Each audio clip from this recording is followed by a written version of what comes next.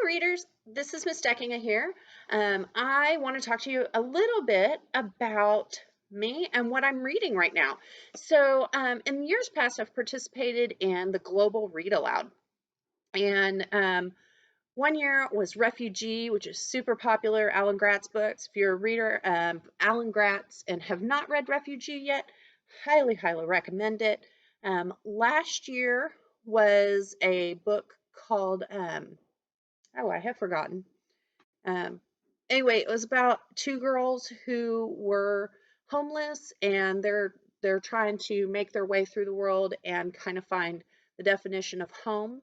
But this year is a book called Indian No More, and it's about a young girl who she is Native American, and her family, the government at this point in time in history, have come through and taken the lands that belong to them and said, you're no longer Indian.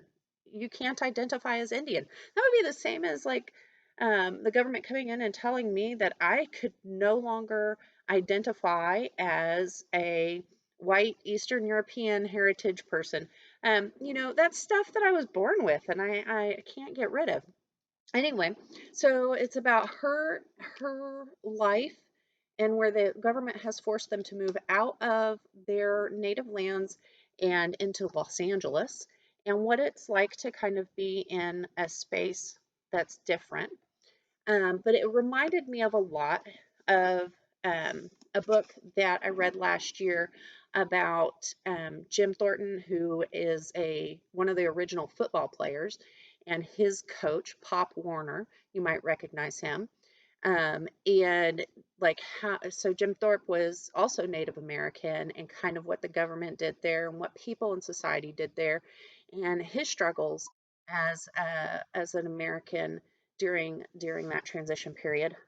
But that also reminds me of this really, really, really cool zombie book called Dread Nation, um, where the ideas there were these schools for Indians, where they were taught to be civilized, and so the author of Dread Nation took that idea, applied it to a different time period, the Civil War, and to a different class of people. And so, anyway, really cool zombie book. If you are into zombies and history, highly recommend Dread Nation. Um, but that's kind of what I've been reading lately, and all of the connections that are firing off as I read and think about this book. So I just wanted to take a minute, share that with you, because that's kind of me. Like, I'll hear people talking about something, and I'll be like, oh, that reminds me of this, or it reminds me of this thing that I read here, or this article, or this blog post, or this book, or this thing in history. Um, I love history. I love literature. I love science. I'm okay with math. Okay. There's a point where I top out though, and I struggle. But I do some math in my day. But anyway, a little bit about some of my interests there by sharing with you what interests me, but is books. I love books. I love making connections through books. And I love how they spur thoughts and ideas and further research and writing about those and talking about those and getting together with other people to talk about those.